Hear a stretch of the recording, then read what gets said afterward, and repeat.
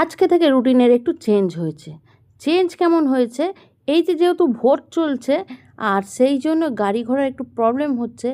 আর আমার ছেলেরা যে দিকটা স্কুল যায় সেদিকটা একটু সংবেদনশীল এরিয়া।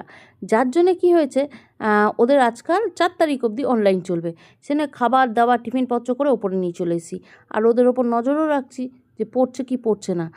দেখো ঘড়িতে বাজে এখন প্রায় ওই 11:30, কিন্তু আমাদের টিফিন খাওয়া হয়েছে 10টায়, আর সেই থেকে এতক্ষণে 1.5 ঘন্টা হলো আমি ওপরেই রয়েছি, নিচে নামিনি।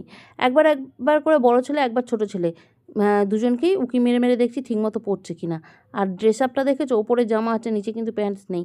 ওই যে যেহেতু অনলাইন চলছে সেই জন্য ভালো করে খেয়াল রাখছি যে পড়ছে কি পড়ছে না, কারণ ফোন তো আর বলা যায় না।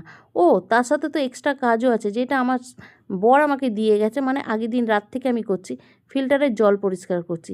সারাদিন তো সে বেরিয়ে যাওয়ার পর আর কোনো কাজ থাকে না, তা করবোটা কি? সেই জায়গায় ফিল্টারটা এরকমভাবে জল টকটক টকটক করে পড়ে যাচ্ছে, আর আমি গামলা নিয়ে এসে নেতা নিয়ে এসে বারবার মুছে যাচ্ছি। আরে বাবা, শরীরটাকেও তো ব্যস্ত রাখতে হবে।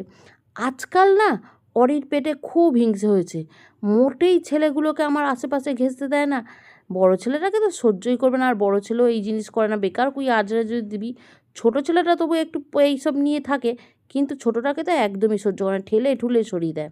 আজকে দুপুরের রান্নায় কী হয়েছিল বলো তো? একটুখানি চিংড়ি মাছ দিয়ে সর্ষে দিয়ে বানিয়ে নিয়েছিলাম, আর পোনা মাছের ঝোল করেছিলাম পটল দিয়ে, সেটাই ছেলেদের খেতে দিলাম। আর দেখেছো, ভাত খেয়ে ভাত ঘুম দিতে চলে এসছে। আর অনলাইন ক্লাস।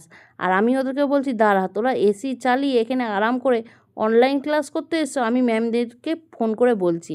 বলার সঙ্গে সঙ্গে দুজনেই আবার বেরিয়ে গেছে ক্লাস করতে।